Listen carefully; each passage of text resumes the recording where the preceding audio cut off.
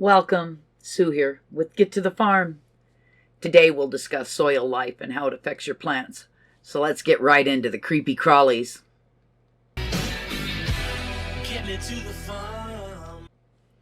Soil teems with life and healthy soil organisms, from earthworms to microscopic bacteria. And they're one of the best signs of good and fertile soil. They need the same soil conditions as plants do to survive and become numerous. They also help create the very physical and chemical conditions that constitute good soil. Soil organisms offer many benefits. Many stir the soil as they move around, mixing organic matter as they eat it, or carry bits into their nests by digging aerating channels and excreting gummy substances that stabilize the crumbs. They improve structure, help balance soil chemistry, and neutralize acidity or alkalinity. Some convert unavailable nutrients into a form that can be used by plants, while others create humus that holds the nutrients secure against loss by erosion, yet in the form that's most readily available to plants. Fungi are the most versatile soil decomposers. They make major contributions to improving soil structure and fertility. While a few cause plant diseases, others prey on nematodes, tiny soil-dwelling worms that attack plant roots. Most fungi feed on decomposing material. Fungi range from microscopic single-cell yeast to larger molds and familiar toadstools. Though they're the smallest decomposers, microscopic bacteria are by far the most numerous in total weight as well as numbers.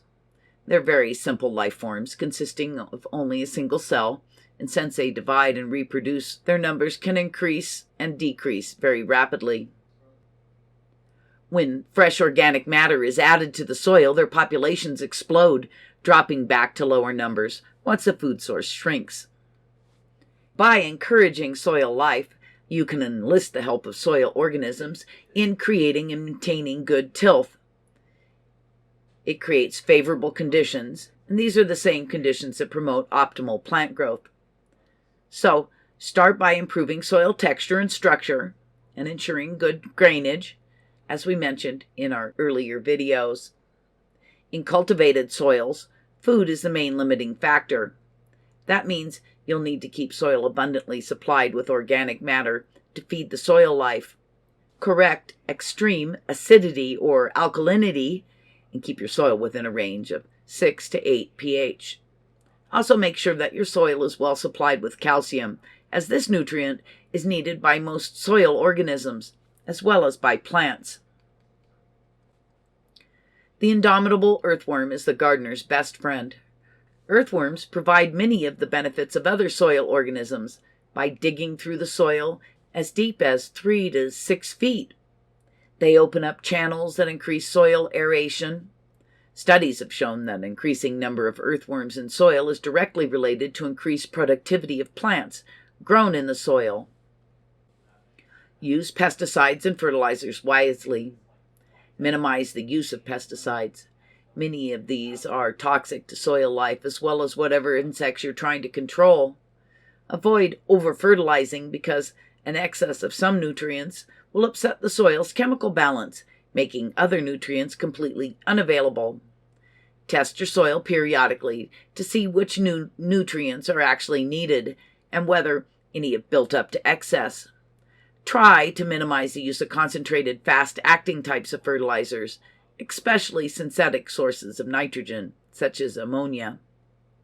Direct contact with ammonia harms earthworms, and very concentrated fertilizers can harm many organisms.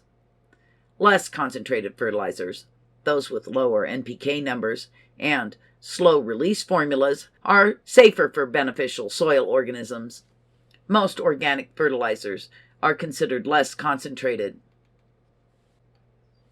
By creating favorable conditions, adding organic matter, and minimizing the use of harmful pesticides and fertilizers, you can encourage soil life to work its magic in your garden. Thanks for watching. Happy gardening. Hit that like button. We'll see you next time.